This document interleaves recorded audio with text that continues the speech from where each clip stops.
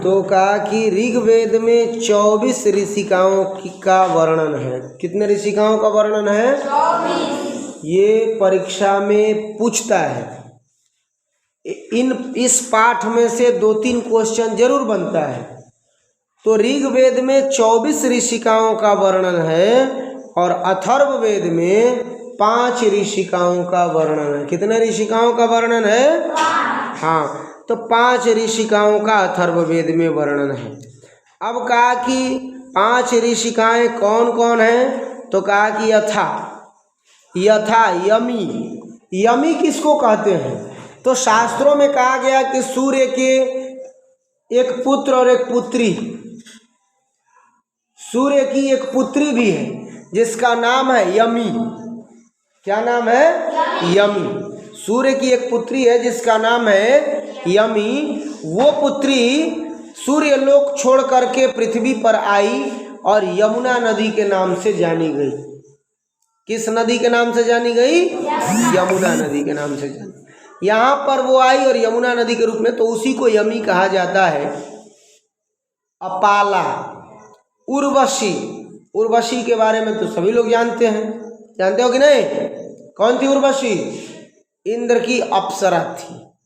उर्वशी भी वैदिक काल से यानी वेदों में निष्णात थी उन सभी कार्यों में। तो उर्वशी और इंद्राणी, बागाम्बरी इत्यादि, अर्थात ये जो ऋषिकाएं हैं ये सभी ऋषिकाएं मंत्र दृष्टा के रूप में जानी गई। सब लाइन मिल रहा है ना? बृहदारण्यकोपनिषदि याज्ञवल्क्यस्य पत्नी मैत्रेयी दार्शनिक रुचिमती वर्णिता याम याज्ञवल्क्यः आत्मतत्वं शिक्षयति।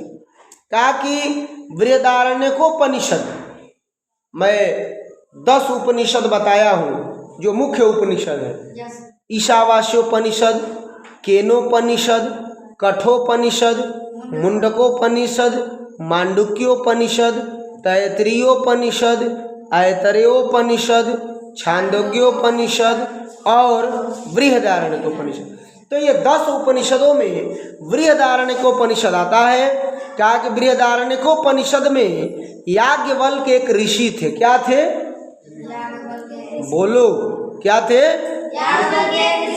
हाँ, याज्ञवल्क्य एक ऋषि थे और उनकी पत्नी का नाम था मैत्रेयी, जो दार्शनिक रुचिमती, तीक्ष्ण बुद्धि वाली, उत्तम विचारों वाली क्या थी?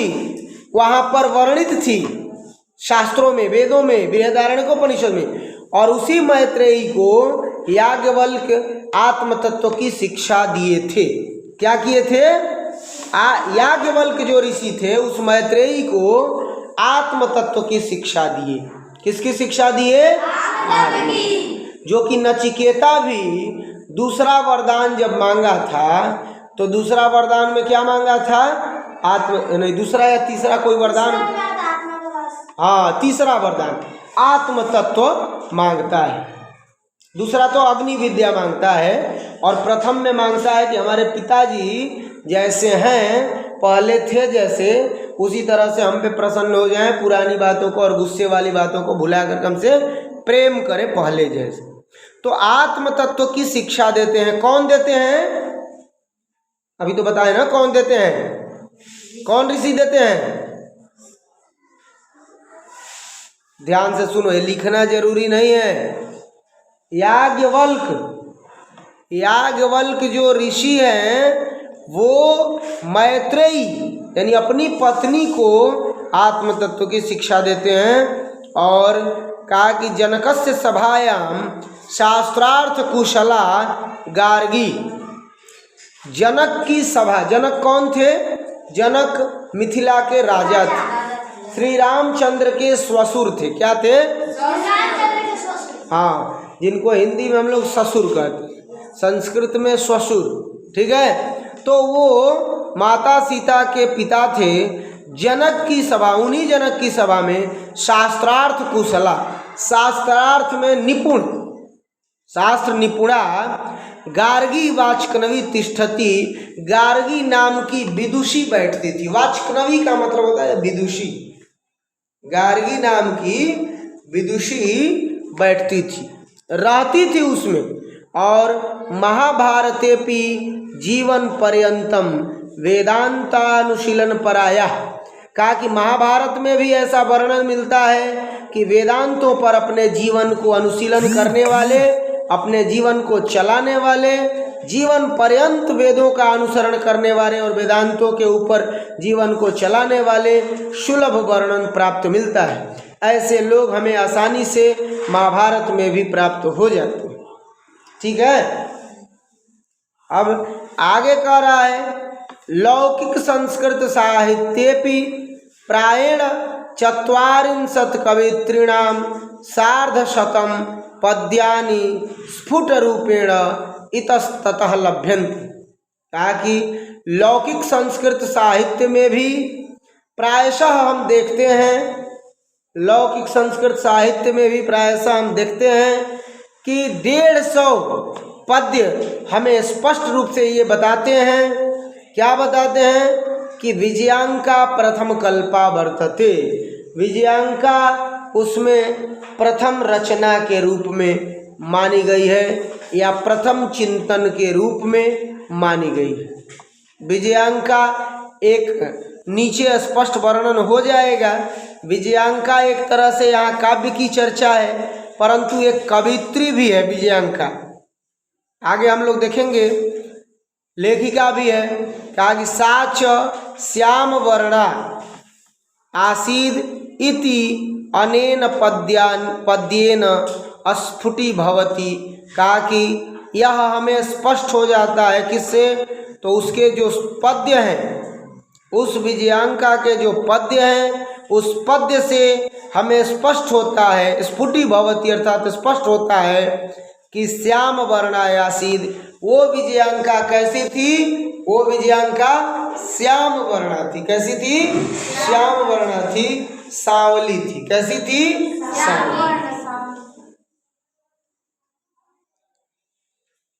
नीलोत्पलदल श्यामां विजयांकाम अजानता वृथैव दंडिना प्रोक्ता सर्व शुक्ला सरस्वती।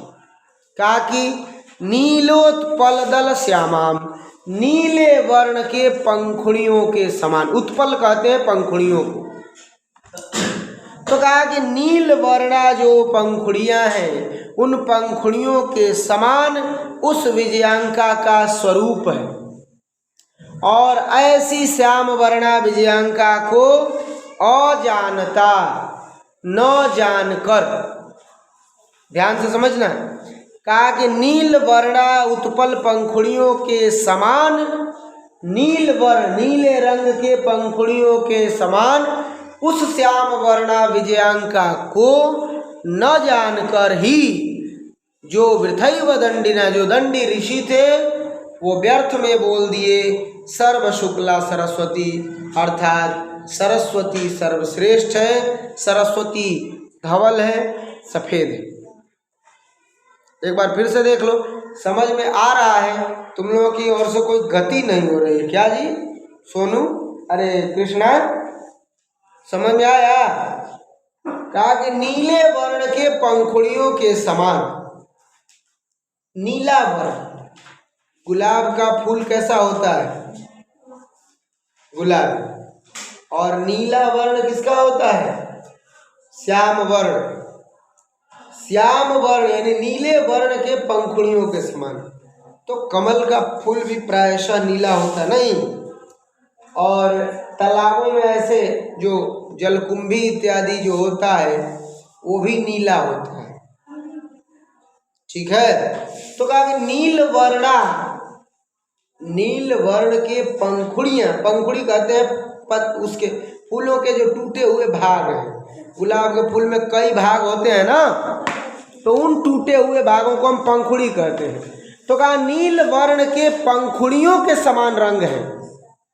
चांद से किसी की उपमा दी जाती है ना, क्या कहते हैं? चंद्रमुखी।